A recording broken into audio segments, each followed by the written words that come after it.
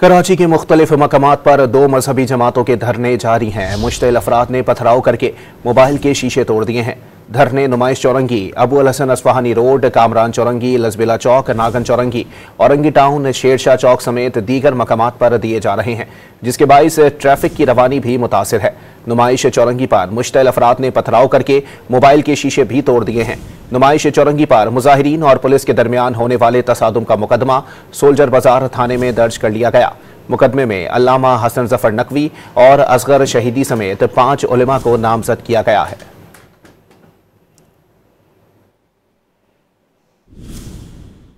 कराची के मुख्तलिफ मकामात पर दो मजहबी जमातों के धरने जारी हैं। मुश्तिल अफराद ने पथराव करके मोबाइल के शीशे तोड़ दिए हैं।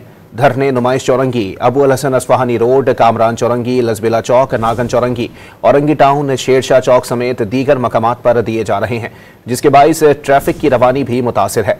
नुमाइश चौरंगी पर मुश्तिल अफराद ने पथराव करके मोबाइल के शीशे भी तोड़ दिए हैं। नुमाइश चौरंगी पर मुजाहिरीन और पुलिस के दरमियान होने वाले तसादुम का मुकदमा सोल्जर बाजार थाने में दर्ज कर लिया गया। मुकदमे में अल्लामा हसन जफर नकवी और असगर शहीदी समेत 5 उलेमा को नामजद किया गया है।